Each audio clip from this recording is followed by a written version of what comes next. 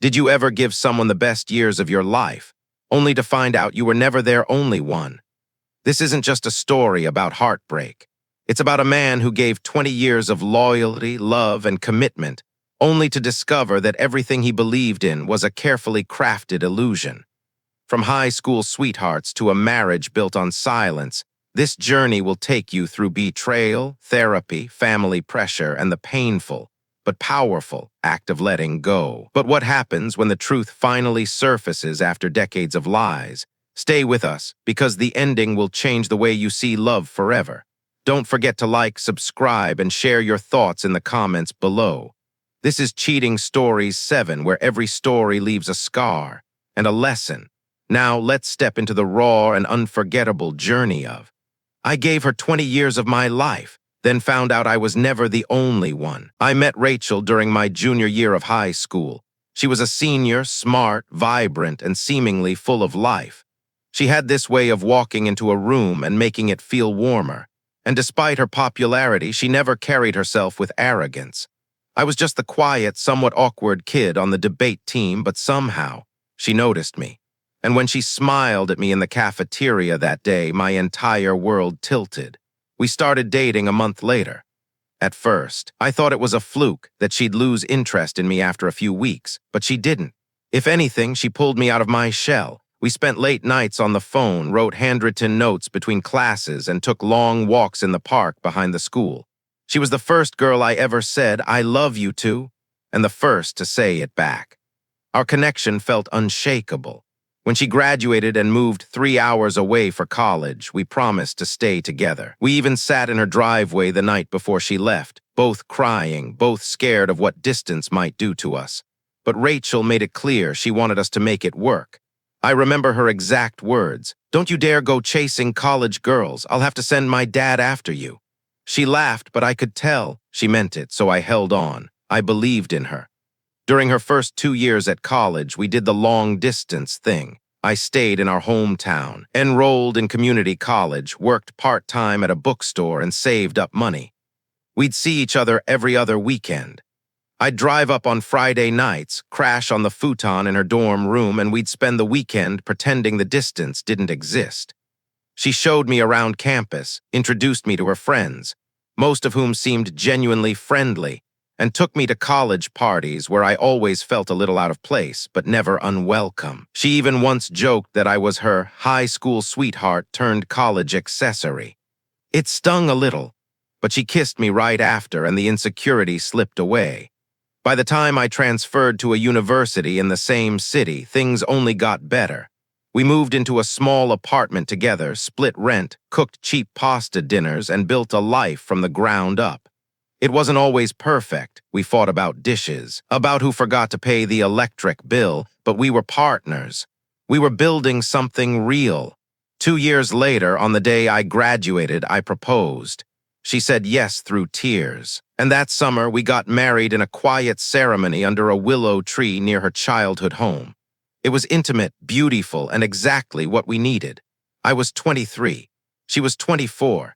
And I was sure I had found the love of my life. If someone had told me back then that a quiet dinner party nearly 2 decades later would unravel everything we had built, that a single awkward comment from one of her college roommates would be the beginning of the end, I would have laughed in their face.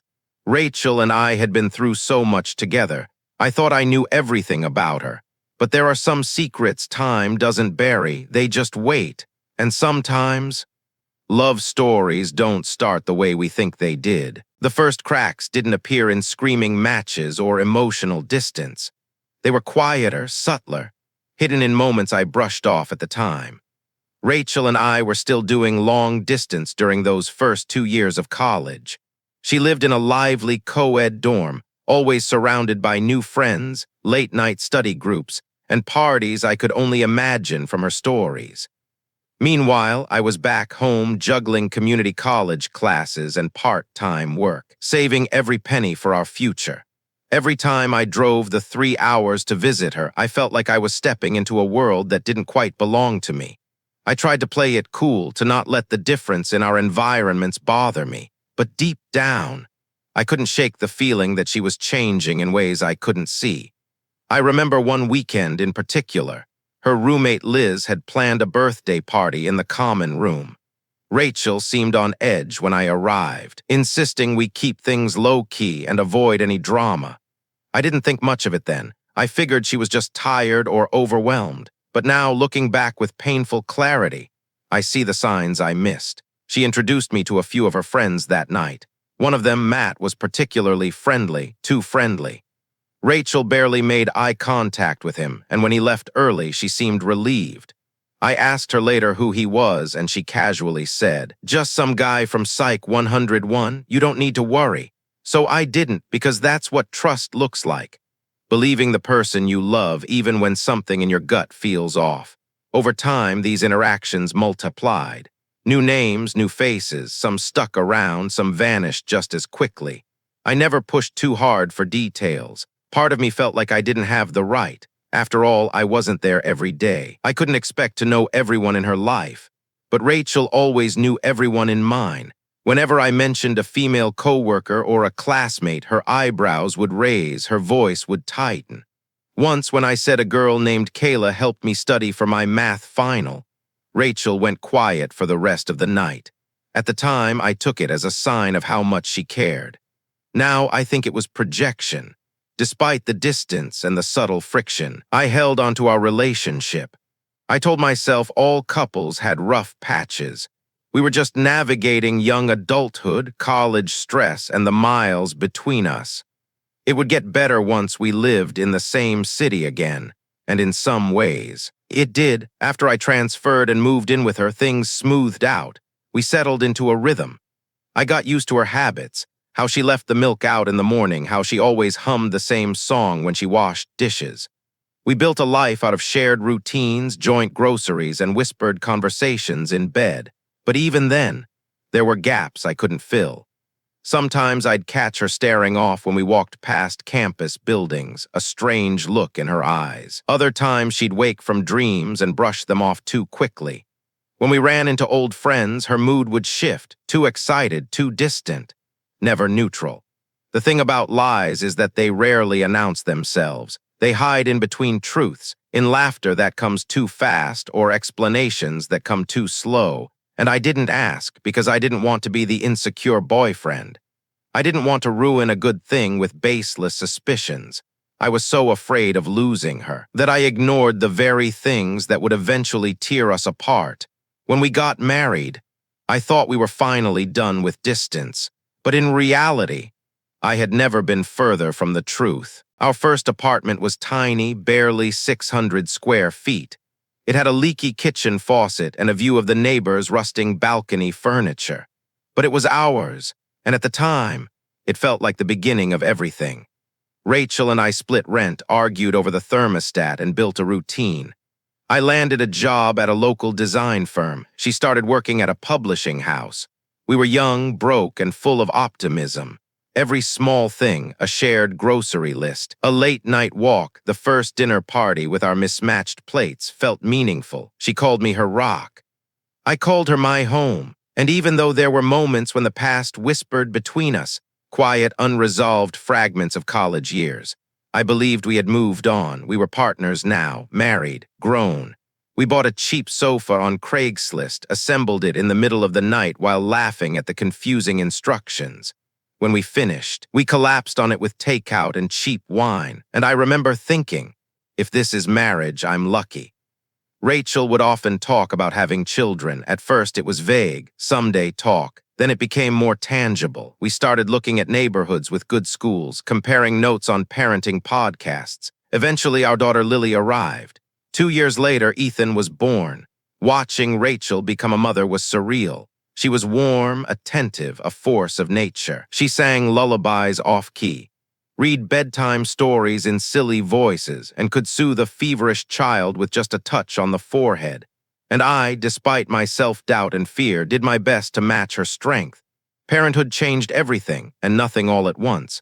We were tired constantly, our conversations reduced to logistics and nap schedules, but the love was there, or at least, I thought it was. We still laughed, still shared inside jokes.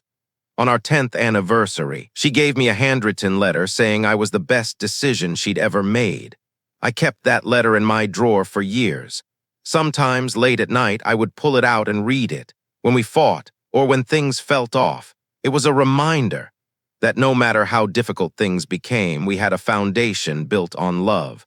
But every foundation has its cracks, and some cracks don't show until years later when the pressure becomes too much to bear. There were times I'd catch Rachel staring at her phone a little too long, or texting someone with a half smile. I'd ask who it was and she'd casually say, "Just work stuff," or "Sarah from book club." I never pressed, I told myself. That trust meant not needing to ask. Still, something lingered under the surface. A distance I couldn't name, a feeling I couldn't shake. We kept building, though. We bought a home in the suburbs, painted the walls ourselves, planted tulips in the front yard. Every milestone we hit, birthdays, holidays, promotions, I checked them off like proof that we were okay. But milestones don't equal closeness. They're just markers on a path, and sometimes you don't realize you're walking alone until you stop and look around. I thought we were a team. I thought we had made it through the hard parts, but in truth, I was building a future with someone who had never fully left the past. It was the night after Christmas when everything changed. We had been invited to a casual dinner party at the home of one of Rachel's old college friends, Amelia, I think. It had been years since we'd seen that group. The kids were with their grandparents. The mood was light, nostalgic. Wine flowed easily, and laughter came in bursts as memories from their college years resurfaced one after another. I wasn't part of those memories, not really. I had only visited a few times during that period.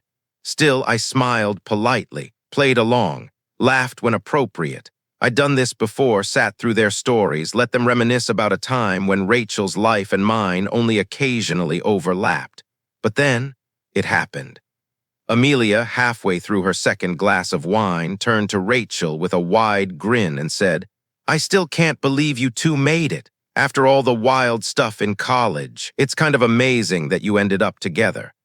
Everyone laughed, everyone but me. I tilted my head confused. "Wild stuff?" I asked, keeping my tone light. Rachel shifted in her seat. "She just means, typical college years." I nodded slowly. "But we were together during college, remember?" The room quieted. For a second, it was like the sound had been vacuumed out. Forks paused midair. Amelia's expression faltered. She looked from Rachel to me, lips parting like she wanted to backpedal. Rachel forced a laugh. "Well, we knew each other since high school, but we didn't really become serious until later." That wasn't true. I opened my mouth to say something, but before I could, one of the other women, Hannah, another roommate, chimed in. "Wait, weren't you two already dating when you were a freshman?" Rachel's eyes flashed with something I couldn't place. She took a deep breath and said, "Let's change the subject. This is making me uncomfortable." And just like that, the moment passed. People shifted awkwardly. Someone made a joke. Amelia poured more wine, but for me, the night had taken a turn. As we drove home, I stared out the window, pretending to scroll through my phone to avoid looking at her. My mind played the moment over and over like a scratched record. She had rewritten our history in front of a room full of people, and in front of me. I didn't confront her right away. I wanted to believe there was an explanation. Maybe I had misunderstood. Maybe Amelia had mixed up the timeline. But something deeper in me, something quiet and unshakable, knew better. As I pulled into our driveway, Rachel reached over and touched my arm. "You're being quiet." I forced a smile, just tired. She nodded but didn't press. That silence between us, it wasn't new, but tonight, it felt heavier than ever. The next morning, while I sipped coffee in the kitchen, my phone buzzed. A message from Hannah. "Hey, I don't want to cause trouble, but you deserve to know the full story. Maybe talk to Rachel about those early college years."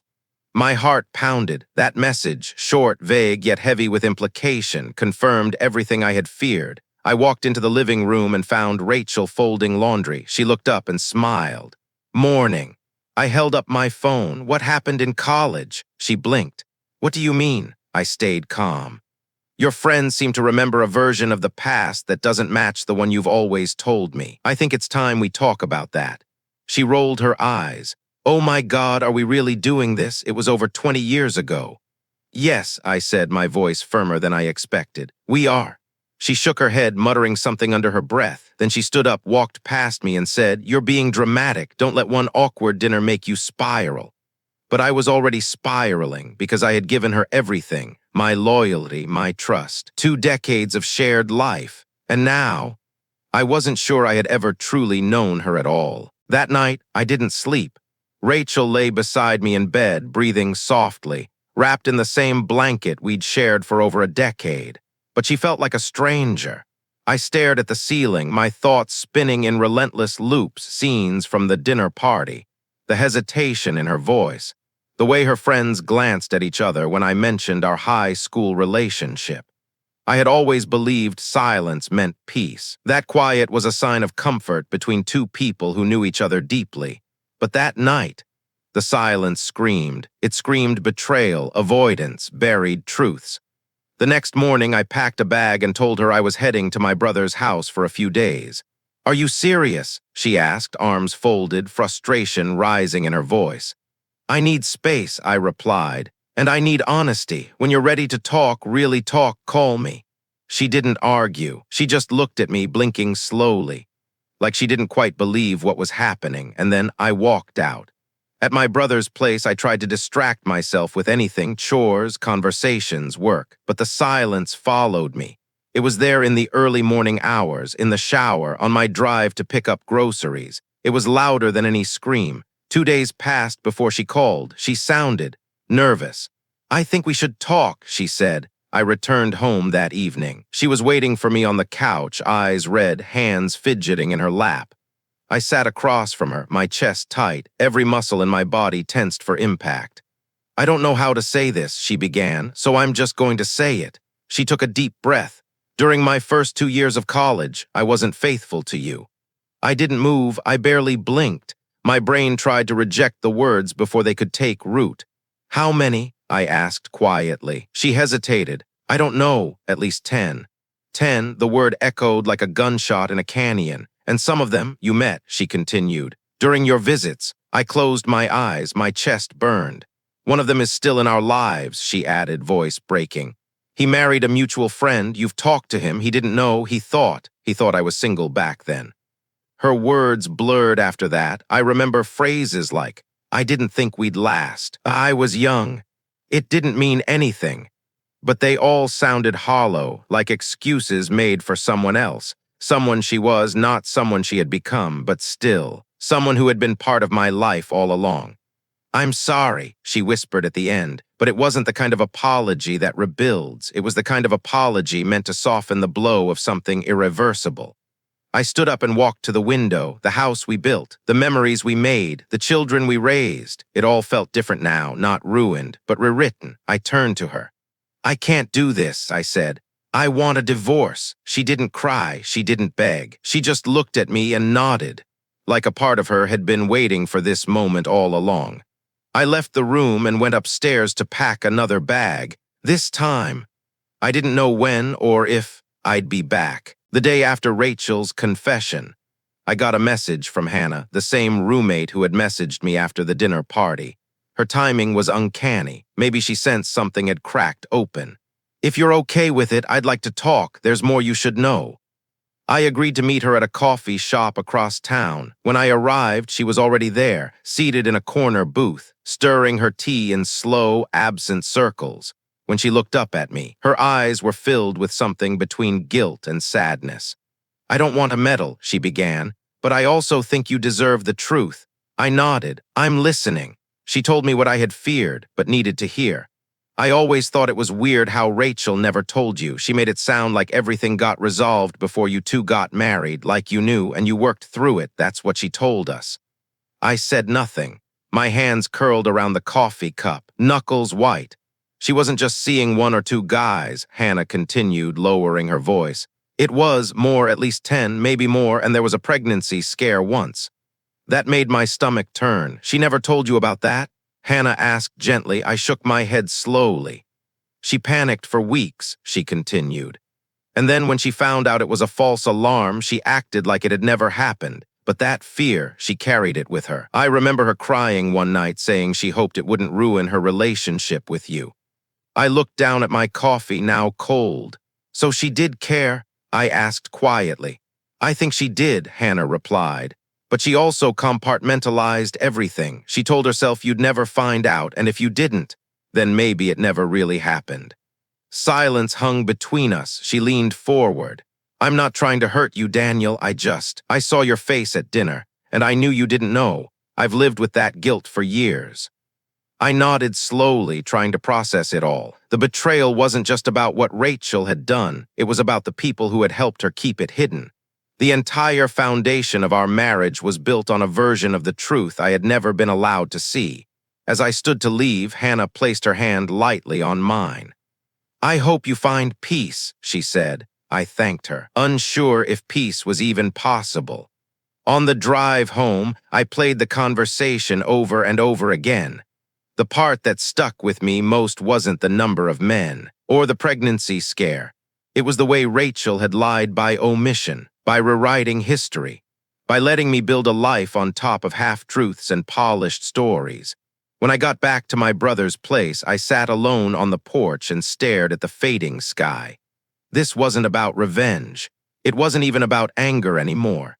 It was about finally seeing everything clearly and having the strength to walk away from a life built on silence. When I came back to the house a few days later, Rachel was waiting. She texted that morning asking if I could stop by to talk things through. Her tone was calm, almost too calm, like she had rehearsed whatever she planned to say. Part of me hoped it was a genuine attempt to make amends. The other part braced for more revelations I didn't want but needed to hear. We sat at opposite ends of the couch. The silence between us felt like a stranger we'd both invited into our home. I've been thinking a lot, she began, voice soft, careful, about everything, about what I did. I waited.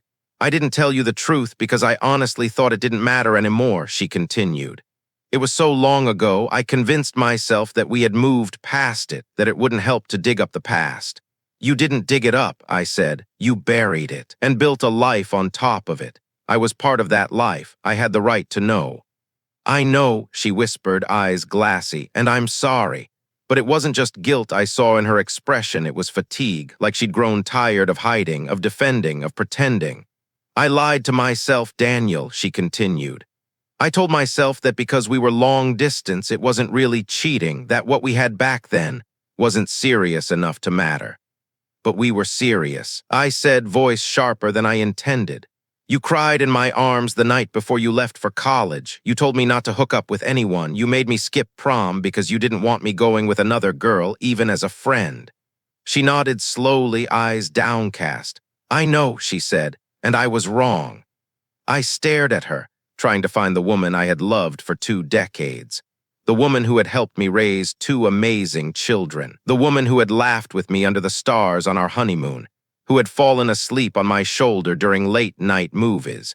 Who had once written me letters filled with promises. But all I saw now was the person who had shattered everything with a single choice and then covered it up for years. I need to ask, I said. Was there anyone else after college? She flinched, and that tiny movement told me everything. There was someone, she admitted. After Ethan was born, nothing physical, but I did go on a date during a work trip. Just one. I stopped it before anything happened. I felt the breath leave my lungs. You went on a date? I asked, incredulous. She nodded. It was right after we hit that rough patch when we were barely speaking. I felt disconnected. I was lonely.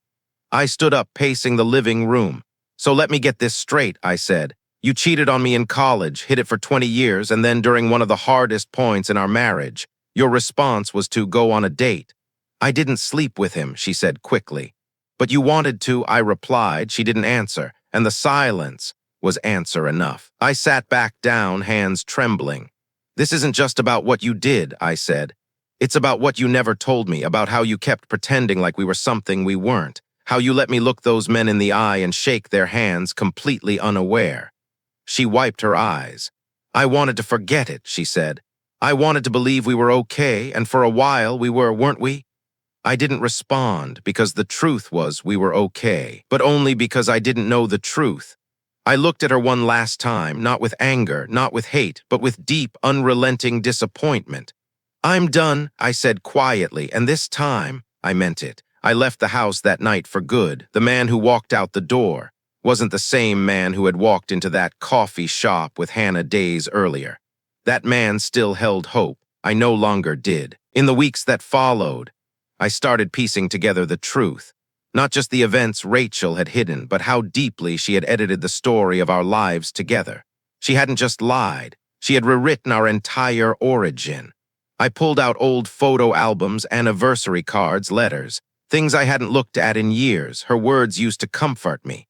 Now they felt like a carefully crafted narrative, something built not just on love, but on omission. I thought back to our wedding, how we had kept it small, close family, a few friends, no elaborate speeches, no how we met story told to a roomful of people. At the time, it felt romantic, intimate. Now, I realized it was calculated. She didn't want her college friends putting the pieces together. She didn't want anyone connecting the dots between our high school relationship and her college flings. Even our anniversary traditions began to feel suspect. Every year she insisted we write each other a letter. I used to cherish that ritual, but now I saw it as a way to control the narrative. Her words were always so perfect, poetic, sentimental, even nostalgic, but they were missing one thing, the truth. I called my best friend Jake one night, someone who'd known us both since high school. I always thought you two were solid, he said. You were the example, the high school sweethearts who made it. Yeah, I said bitterly. Turns out the story was better than the reality. He was quiet for a moment. You okay? No, I admitted, but I'm getting there. There's something uniquely painful about realizing your memories were edited, that the life you thought you lived wasn't quite the life you actually had. I felt like I had stepped into a version of the Truman Show where the set was beautiful, but the script had been manipulated behind my back. Even the way Rachel had told our kids about our relationship had been vague. She often said, "Your dad and I go way back." Never. We were high school sweethearts who stayed together through college. At the time, I thought she was being modest. Now I knew better. Rewriting history wasn't just about shame, it was about control. It was about presenting a polished version of herself that fit the image she wanted people to see. And I had played along unknowingly for 20 years, but not anymore. I started journaling, something I hadn't done since college. I wrote down everything I remembered, the good, the bad, the in-between. Not because I wanted to cling to the past, but because I needed to reclaim my version of it, the real one. Rachel had built a marriage on half-truths. I was done living in someone else's fiction. It was time to write my own story, starting with the truth, raw, ugly, and unfiltered, because even if the truth hurt, it was still mine. After weeks of avoidance, Rachel and I finally sat down for our first joint counseling session. The room was neutral, cream-colored walls, soft lighting, two chairs that faced slightly toward each other, but not quite enough to force eye contact. I appreciated the layout. I wasn't ready to look directly at her, not yet. The therapist, a woman named Dr. Holloway, opened the session gently. "This space is for honesty," she said, "for unpacking pain, not defending choices." Rachel nodded. I did too, though I wasn't sure what I'd say once I opened my mouth. For the first 15 minutes, neither of us said much. We answered Dr. Holloway's questions with short phrases, surface-level honesty. It wasn't until she asked Rachel why she had never told me the truth that something finally cracked. "I didn't think it mattered anymore," Rachel said quietly. "I convinced myself he wouldn't want to know." "But did you believe he deserved to know?" the therapist asked. Rachel hesitated. "Yes," she finally admitted. I didn't want to lose everything." I exhaled slowly. "You lost everything the moment you decided to hide it," I said. "You just didn't realize it yet." Rachel looked down at her hands. Dr. Holloway shifted the conversation to boundaries, to respect, to rebuilding trust. "I don't think we can rebuild trust," I said, cutting in. "Not after this, but we have 2 kids, so we need to learn how to move forward, at least as co-parents." Rachel nodded, eyes glossy. The session ended with an assignment. Each of us was to write a letter describing what we needed to heal. I already knew my answer: truth, accountability, distance. Later that night, I got a message from one of Rachel's college roommates, someone I hadn't heard from in years. Hey, I heard about what's happening. I just want to say, I'm sorry, we all suspected back then. But Rachel always told us you were just a friend from high school. She said you weren't really dating. We believed her. The confirmation landed like a punch to the chest. Even though I had already suspected it, it wasn't just the betrayal. It was how easy it had been for her to isolate the truth, how simple it was to shift the timeline, change a label, and erase my place in her life, just long enough to justify everything. I wrote back a short message. Thanks for letting me know. I wish someone had told me sooner. But I didn't blame them. The only person who had ever owed me the truth was Rachel, and she chose to rewrite it instead. A few days later, we had a second counseling session. This one was worse. Rachel seemed different, defensive, withdrawn. It wasn't like I was in love with those guys, she said at one point. They were just flings. It didn't mean anything. You introduced them to me, I replied. You let me shake their hands. I didn't expect you to show up at those parties, she said. You wanted to be part of that world. I didn't ask you to come. The words stung more than they should have. So this is my fault now? I asked. No, she said quickly. I'm just trying to explain that it was complicated. But it wasn't complicated for me, I said. I was faithful, I waited, I believed in us. That's not complicated, that's commitment. She didn't respond, I realized in that moment. She still didn't fully understand why I was hurt, not truly, to her. It was a mistake made long ago, to me. It was a lifelong deception, a fracture that had been painted over year after year until the paint finally peeled. After the session, I sat alone in my car, letting the engine idle. This wasn't just the unraveling of a marriage, it was the unearthing of a life I thought I understood. And now, all I could do was face the facts. No more illusions, no more denial, just the truth, bare and brutal. When I finally told our families about the divorce, the reactions were mixed. My parents were stunned. They had always adored Rachel. To them, she was the daughter they never had. My mother clutched her chest like I had told her someone died. Are you sure? She whispered. You've been together for so long. I was sure. I'd never been more certain about anything in my life. Rachel's parents didn't say much. Her father nodded, solemn and quiet. Her mother offered a brief, practiced frown, and then immediately began talking logistics, what would happen with the kids, the house, holidays. It felt like they had already anticipated this moment, or worse, accepted it without surprise, but the real storm came from extended family. You can't just throw away 20 years over something that happened in college, one aunt said. Everyone makes mistakes, another chimed in. She raised your children. She stood by you. Isn't that worth something? She didn't stand by me, I snapped. She stood next to me with secrets in her pocket. They didn't understand. They couldn't. In their eyes, time validated everything. If a marriage lasted long enough, it was considered a success, regardless of what festered beneath the surface. But I couldn't ignore the betrayal, just because the calendar said we'd spent 2 decades together. Rachel and I had built a life, but it had been built on half-truths and hidden cracks. And the moment I finally saw them for what they were, I couldn't unsee them. I tried explaining that to my family. I used analogies about foundations, about bridges collapsing, about how history without honesty isn't really history at all. Most nodded politely, but I could tell. They were still silently hoping we'd reconcile. Even my older sister, who had always taken my side in childhood arguments, said, I just don't want you to regret walking away.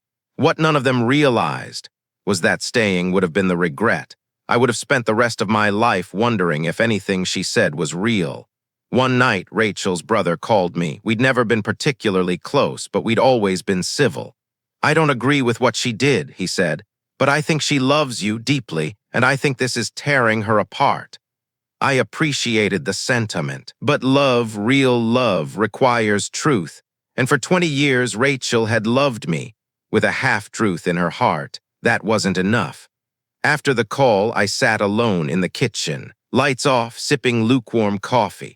I thought about our wedding day, about the way she looked walking down the aisle, about how certain I had been, how proud. I thought about our first apartment, our children's first steps, the time we sat on the roof during a blackout and counted stars. Those memories were still mine, but now they lived alongside a deeper truth.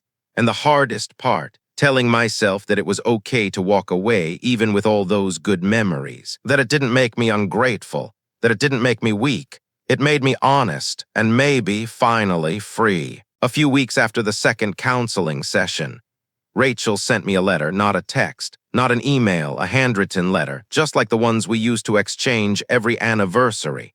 For a moment, I almost didn't want to read it. I stared at the envelope on my kitchen counter for hours. Part of me feared it would be manipulative. Another part feared it would be sincere. Either way, it would hurt. Eventually, I opened it. She didn't beg. She didn't make excuses. The letter was raw and, in some ways, even more painful than a plea for reconciliation would have been.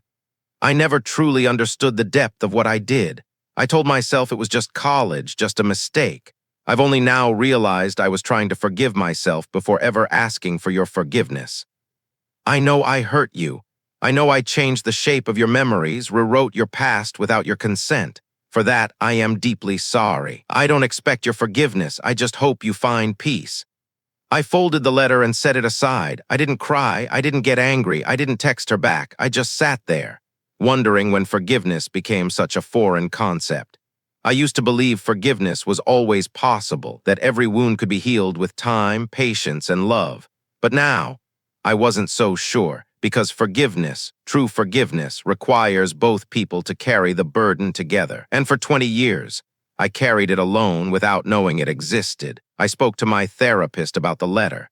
She's clearly remorseful, she said, but forgiveness isn't about relieving her guilt, it's about your healing. I nodded slowly. I don't want revenge, I said. I don't want her to suffer, I just don't want to carry this anymore. My therapist leaned forward. Then the question isn't whether you forgive her, it's whether you forgive yourself. That landed harder than expected. For staying too long, for believing too deeply, for ignoring the red flags, I realized then that part of me felt complicit in my own betrayal, not because I caused it, but because I let the illusion live for so long. That night, I wrote my own letter. I didn't send it to Rachel. I wrote it for me. I wrote about the boy who waited outside her dorm room in the rain because he believed in her, about the man who kissed her hand on their wedding day, thinking he had found his forever, and about the father who held his children and told himself that love could survive anything. I told that man he had done his best, that none of it was his fault, that he was enough. When I finished, I folded the paper and slid it into a drawer beside Rachel's letter. Forgiveness wouldn't come quickly, maybe not ever, but letting go, that was finally starting to feel possible. The divorce paperwork sat on my desk for over a week. Every night I stared at it, like it was a test I hadn't studied for. The intent to separate was already signed, but the final filing, the one that would truly sever 20 years of marriage, remained untouched, not because I had doubts, but because somehow, making it official felt like admitting defeat. Rachel, for her part, had been cooperative, quiet, distant. She didn't try to change my mind, didn't show up at my brother's house begging for one last chance. I thought that would make things easier. It didn't, because sometimes it's harder when the other person lets go just as easily. I got a text from her one morning, short, polite. Let me know when you've filed. I'll make sure to respond right away. I stared at the screen for a long time. No heart emoji, no I miss you. Just business. I don't know what I expected, maybe a sign that she was still fighting for us. But there was none. She had already moved from us to me. And now, it was my turn to do the same, so I drove to the courthouse. It was anticlimactic. I handed over the forms, paid the fee, and got a stamped copy in return. A legal formality, but to me it felt like a funeral. When I got back to the car, I didn't cry, I didn't scream. I sat there and breathed, because for the first time in months, I felt something unexpected, relief.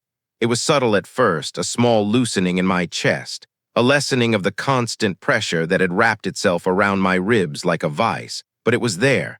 Later that evening, I received a message from Rachel. Got the papers, I'll sign and return them tomorrow. Another clean, emotionless line, no drama, no delay, and yet, it still cut. I called my therapist that night. I filed. I said simply, there was a pause on the line. Then, how do you feel? Like I just stepped off a boat, I said. Like the waves finally stopped. She was silent for a moment, then said, that's the thing about drowning. Sometimes you don't realize how much it hurts until you breathe again. And she was right, because standing my ground didn't feel like anger. It didn't feel like punishment. It felt like oxygen. Over the next few days, I began the slow, meticulous process of reclaiming my life. I changed passwords, redirected mail, set boundaries, not just with Rachel, but with friends and family who still clung to the idea of us being together. "I'm not angry," I told them. "I just know what I deserve now." I wasn't punishing Rachel. I was protecting myself. People talk about forgiveness and second chances like they are mandatory, like you owe someone your grace. Just because time has passed, but forgiveness is a gift, not a guarantee, and second chances, they are earned, not expected.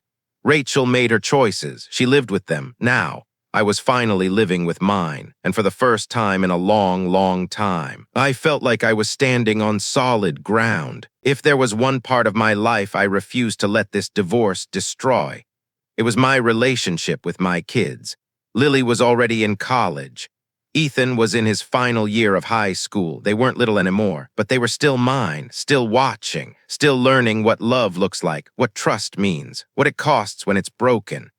Rachel and I sat them down one Saturday morning. The sun was shining. The coffee was warm. The world outside felt too normal for what we were about to say. "We're getting a divorce," I said simply. Rachel nodded beside me. Lily's eyes welled with tears immediately. Ethan looked away, his jaw tight. "No one cheated, right?" Lily asked. "This isn't because of something recent?" Rachel hesitated. I stepped in. "It's more complicated than that," I said.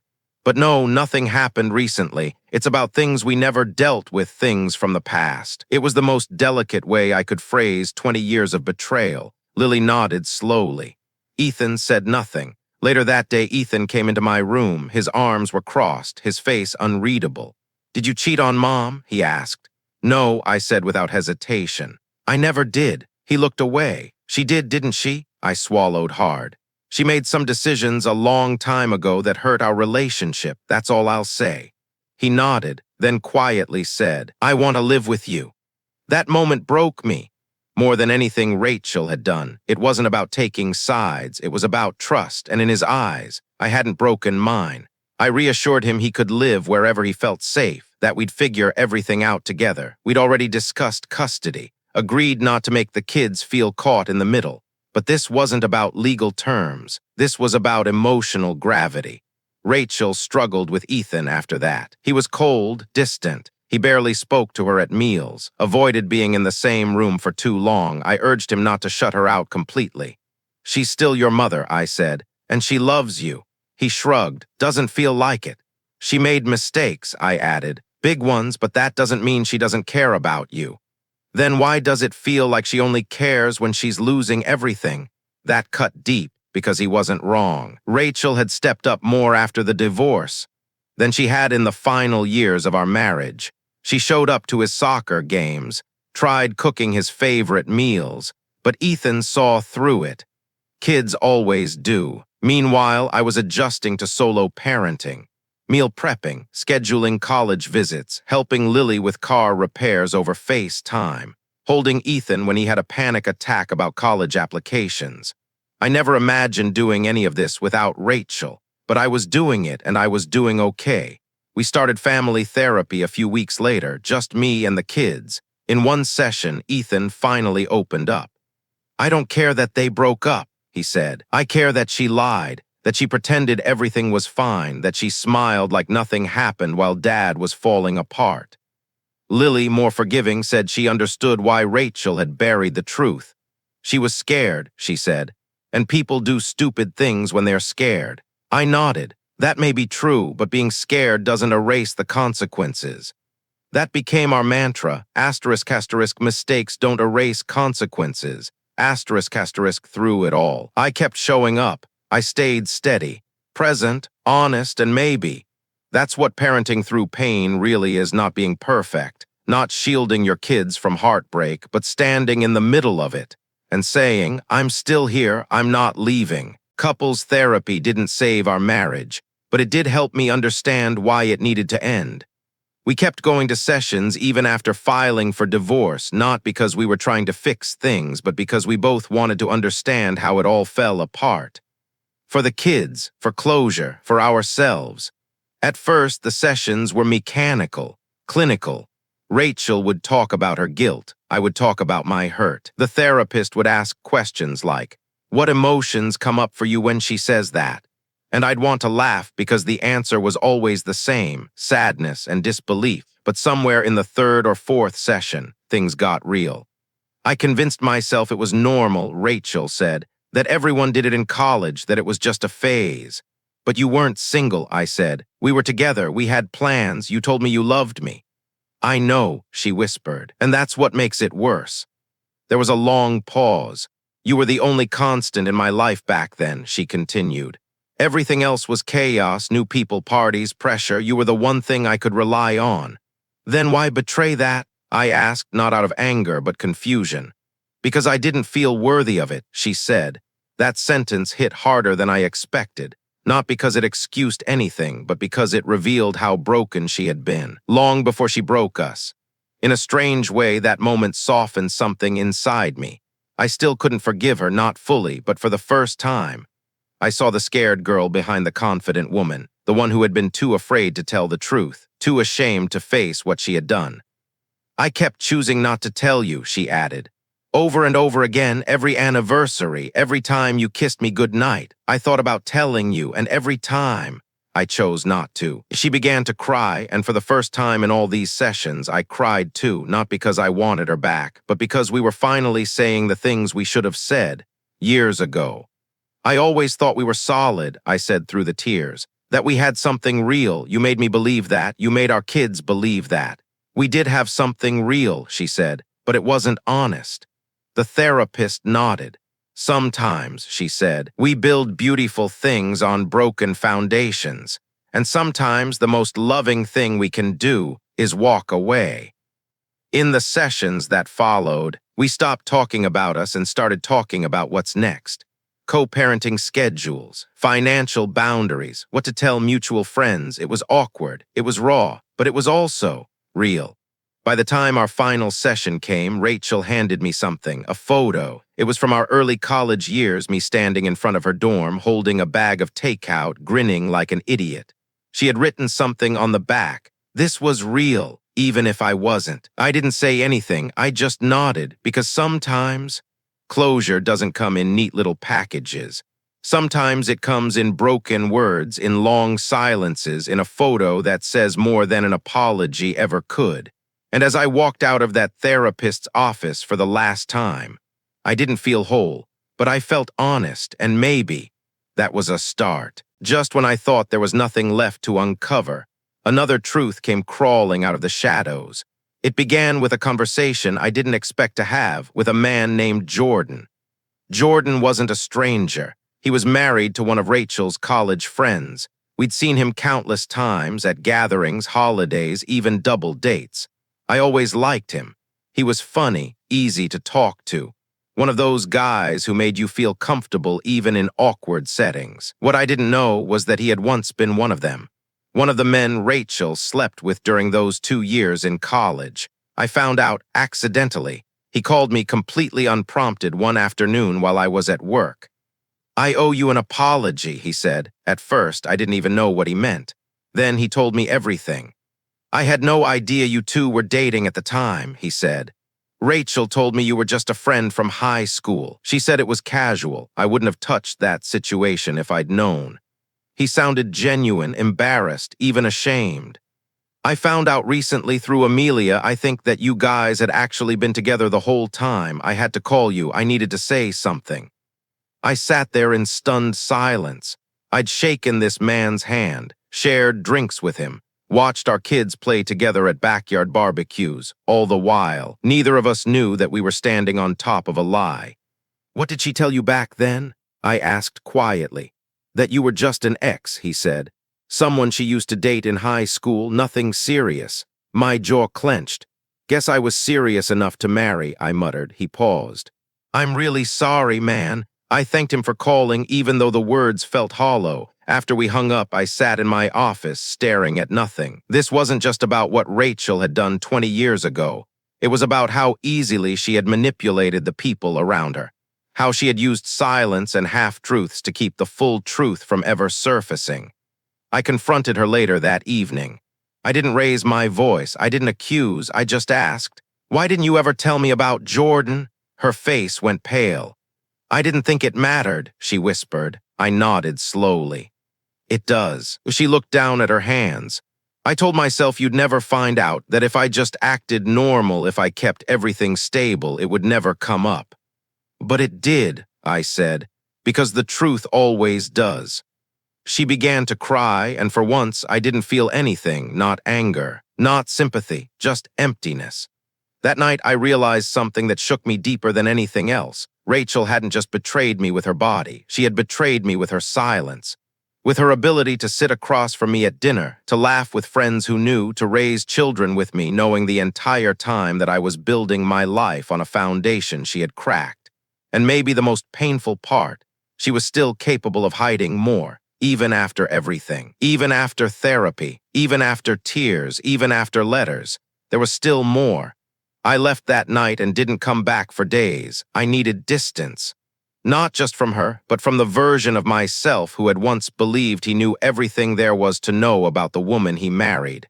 Because that version of me, he was gone. Letting go is a phrase people throw around like it's easy. Like it's a decision you make once and everything that came before simply evaporates. But the truth, letting go is a process. It happens in pieces, quiet, uneven pieces. And sometimes you don't even realize you've let something go until it no longer weighs you down. For me, it started with a house. Rachel and I had bought it when Lily was 5 and Ethan was 2. 3 bedrooms, a sunroom she loved, a backyard just big enough for a swing set and an inflatable pool. At first, we agreed to sell it. Neither of us wanted to live in a house full of ghosts, but then Rachel changed her mind. "I want to keep it," she said during mediation. "It feels like the only part of my life I didn't lie about." I stared at her, surprised by her honesty. "Okay," I said, "you can buy me out." And just like that, the first piece of our life together officially became hers. I moved into a rental a few blocks away. It wasn't much, small. A little drafty, but it was mine. I picked the furniture, I hung the art. I cooked in silence and cleaned without resentment. At night, I sat on the porch and listened to nothing. No TV, no arguments, no pretending, just me. I stopped wearing my wedding ring 2 weeks later. There was no dramatic gesture, no tearful goodbye. One morning, I looked down at my hand while brushing my teeth, and it felt wrong, like it didn't belong anymore. I slipped it off and placed it in a small wooden box on my dresser. Another piece let go. I unfollowed Rachel on social media soon after, not out of spite, but because every smiling photo she posted felt like a performance I didn't want tickets to anymore. She texted me once after noticing. "You unfollowed me." I replied simply, "I'm moving on." There was no response, and that was okay. Moving on didn't mean I hated her. It meant I was choosing peace over pain. One of the hardest pieces to let go of was the version of me that needed closure. The man who kept hoping she'd finally say the one thing that would make it all make sense. But some things don't make sense. Some betrayals don't come with tidy explanations. And some people will never give you what you deserve, not because they can't, but because they don't know how. So I let go of that too, the need to understand, the desire to make it all right. I wasn't trying to fix the past anymore. I was building a future that didn't include her. And for the first time in over 20 years, I didn't feel lost. Some endings are loud, slammed doors, raised voices, shattered plates. Ours was quiet. The final court date arrived on a Tuesday morning, gray sky overhead, light traffic. I parked outside the courthouse and sat in my car, staring at the building like it was some final boss I had to defeat to move on with my life. Rachel arrived 10 minutes later, neutral colors, no makeup. Hair pulled back like she didn't want to be noticed. I waved politely. She nodded. No words exchanged, just closure waiting to be signed. Inside, the paperwork moved quickly. Our lawyers passed folders back and forth like we were dissolving a business, not a marriage. We signed everything in silence. No breakdowns, no second thoughts, just two people formally ending what once felt unbreakable. The judge reviewed the documents, asked a few standard questions, and then stamped the final page. "Divorce finalized," she said. Just like that, 20 years reduced to a thin stack of legal paper. When we stepped out of the courthouse, Rachel turned to me. "Thank you," she said softly, "for not making this harder than it had to be." I wanted to say it was already hard, but I didn't. I nodded and replied, "Take care of yourself." She smiled faintly. Then we walked in opposite directions. It wasn't dramatic, it wasn't cinematic, but it was final, back home. I found myself staring at an old family photo, Rachel, me, Lily, and Ethan, smiling, happy, frozen in time. I didn't throw it away, not out of longing, but because it had been real, at least in some moments, and those moments didn't deserve to be erased just because everything fell apart. We divided everything evenly. She kept the house. I got the new place. We split the cars, the furniture, the savings. I gave her my share of the vacation fund we'd built over the years. In return, she agreed to cover the kids' remaining tuition costs. It was fair, and maybe that's all we could ask for in the end, fairness, even if love had failed. Ethan stayed with me mostly by choice. He still spoke to his mother, though their relationship remained distant. I encouraged him not to hold grudges. "Pain doesn't need more pain," I told him. Lily visited on weekends. We cooked dinner together, watched old movies she used to love as a kid. Sometimes we talked about the divorce. Other times we just existed, quiet, present, healing. Rachel and I texted only when necessary. Schedules, school updates, emergencies, our conversations were civil, brief, efficient. She never asked how I was doing, and that silence, I had made peace with it, because sometimes the truest sign that a chapter is over is when you stop expecting anything new from it. I wasn't angry anymore. I wasn't hopeful either. I was simply done. In the aftermath of everything, the one thing that grounded me, truly saved me, was my bond with my children, especially Ethan. He was 17. On the surface, too old to need a father's constant presence. But beneath that, a boy grappling with the collapse of his family, trying to make sense of a world where love wasn't always honest. He didn't ask for answers the way Lily had. He asked for time. Time to sit in silence. Time to process. Time to trust me without needing words. We fell into a quiet rhythm. Mornings were slow. I made breakfast even when he didn't ask. Sometimes he'd grunt a thank you. Other times he'd sit across from me and scroll through his phone. But every once in a while, he'd look up and ask something unexpected. "Did you ever think about leaving before?" I knew what he meant. "No," I said, "not until I learned the truth." He nodded slowly, absorbing that. Then he asked, "Did you love her the whole time?"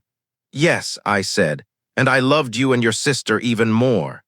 He didn't say anything after that, but he stayed at the table a little longer that morning. Small things like that felt like victories. One evening we sat in the garage working on his old bike. The chain had rusted. The tires were flat, but he wanted to fix it anyway. Said it reminded him of when he was 10, when we used to race down the hill behind our house.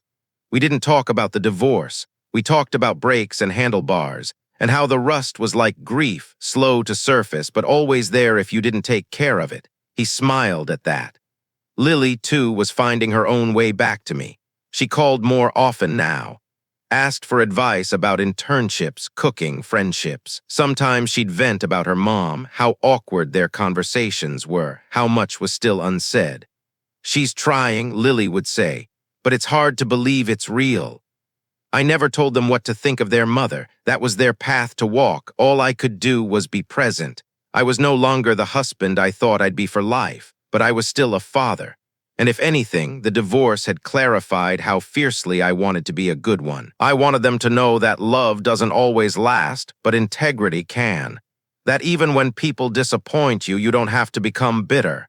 That you can choose honesty even when it's inconvenient, especially when it's inconvenient. We spent Ethan's birthday at the lake that year. Just the two of us, fishing, eating terrible gas station sandwiches, laughing at how terrible we were at both. At one point, as the sun dipped behind the trees, he looked at me and said, "Thanks for not giving up on us." I didn't cry, but I felt something crack open, something soft, something healing. "You're the best thing I've ever done," I told him, and I meant it, every word. By the time spring arrived, everything looked different. Not just the season, but me. The divorce was final. The house was gone. The routines had changed. I no longer reached for 2 coffee mugs in the morning, no longer paused at the top of the stairs expecting another voice in the room. And yet there were still pieces of Rachel in my life. Old playlists, shared passwords, photos I hadn't deleted. Healing, I'd learned, wasn't a clean break. It was a slow unweaving, one thread at a time. I started therapy again, solo this time, not because I was spiraling, but because I wanted to understand the parts of myself that had stayed silent for too long. The part that had accepted less than I deserved. The part that had smiled through suspicion. The part that had buried his needs under the weight of keeping the peace. In one session, my therapist asked, "What does a new beginning look like to you?" I didn't know how to answer at first, but the next day I went to a dealership and traded in my car. The same car I'd driven for 15 years. Family vacations, soccer practice, emergency grocery runs at midnight. It had carried memories I didn't want to carry anymore. I replaced it with something sleek, impractical, fast, not because I needed speed, because I needed freedom. Later that week, a coworker named Allison, someone from another department, invited me for coffee. Casual, no pressure, just 2 people getting to know each other outside the fluorescent walls of the office. I said yes. We talked for an hour. She was sharp, funny, unfiltered. There was no mention of marriage or trauma, no awkward questions, just 2 people laughing over bad pastries and cold brew. When we parted ways, she said, "You're easy to talk to." I smiled and replied, "It hasn't always been that way." And it was true, because after everything, I had built walls, subtle ones. But with her, they didn't feel necessary. "We haven't gone out again, not yet." I told her I wasn't ready. She said, "That's okay, I'll be around." And just knowing that someone kind and patient was willing to wait, that was enough. Back home, Ethan was thriving. He'd been accepted into his top college. His relationship with Rachel was still rocky, but improving, slowly. Lily was dating someone new, a good guy from what I could tell. She still called every Sunday. One afternoon she asked, "Are you happy?" I paused. "Not always," I said, "but more than I used to be." She smiled. "I think that's all any of us can ask for." The truth is, healing doesn't mean forgetting. It doesn't mean I don't sometimes flinch when I hear a familiar song, or feel a pang when I see an old family photo, or wake up on Saturdays wondering what version of the past Rachel still tells herself. But those moments, they don't break me anymore. They pass like waves, not tsunamis. I've learned to sit with the ache without letting it define me. I'm rebuilding one choice, one quiet moment at a time. And while the scars still exist, they don't hurt the same. They're just reminders that I survived, that I let go, that I started again, and this time on my own terms. People say every painful experience carries a lesson. I used to think that was just something we told ourselves to feel better, to assign meaning to hurt. But now, having walked through the wreckage of a 20-year marriage, I finally understand what they meant. The lesson wasn't obvious at first. It didn't arrive wrapped in clarity or insight. It came slowly in small, fragmented realizations, like the moment I stopped blaming myself for not seeing the truth sooner, or the night I fell asleep without the ache of wondering whether I had made a mistake by leaving, or the first time I smiled, genuinely, unexpectedly, without feeling guilty for it. The biggest lesson, that love is not a substitute for honesty. That no amount of shared history, inside jokes, or family vacations can hold together a relationship built on broken truths. Rachel and I loved each other. I don't doubt that. But we didn't love each other well, not in the way that sustains, protects, and nourishes over time. She taught me that some betrayals aren't about the act. They are about the erosion that follows, the years of silence, the smiles worn like masks, the small compromises of truth we make to keep the illusion alive. But she also taught me something else. That survival is its own kind of love. That choosing to walk away, even when your heart still aches, is a way of loving yourself. I now know what kind of man I want to be. Not perfect, not untouchable, but whole, honest, aware. I want my children to look at me and know what it means to have boundaries, to honor your own worth, to believe in second chances, not just for others, but for yourself. And if one day I fall in love again, I'll bring all of this with me, not as baggage, but as wisdom. I'll love slower. I'll listen more. I'll ask harder questions. And I'll never ignore the voice in my gut that whispers when something's off. I've forgiven myself for not knowing, for loving blindly, for trying so hard to keep something alive that had already died. As for Rachel, I don't know if I'll ever fully forgive her, but I no longer need to, because forgiveness isn't always for them. Sometimes it's the final act of letting yourself move forward without dragging the past behind you. And now, as I stand on the other side of everything we built, I see myself clearly, not as the man she left behind, but as the man who walked away stronger, wiser, and still open to what comes next. And that's the lesson I'll never forget. And just like that, 20 years of love, loyalty, and sacrifice came to a quiet, devastating end. Not with screams, not with closure, but with truth bare, brutal, and long overdue. Through every lie she buried, every silence she weaponized, he stayed until he couldn't anymore. But this isn't just about betrayal. It's about rediscovering self-worth, standing firm in your truth, and choosing peace over illusion. Because sometimes, the bravest thing you can do is walk away. What would you have done in his place? Do you believe some betrayals are too deep to forgive? Share your thoughts below. We'd love to hear your perspective. If this story moved you, don't forget to like, subscribe, and turn on the notification bell for more powerful stories. Only on Cheating Stories 7. Thank you for watching. Until next time, stay strong and always choose the truth.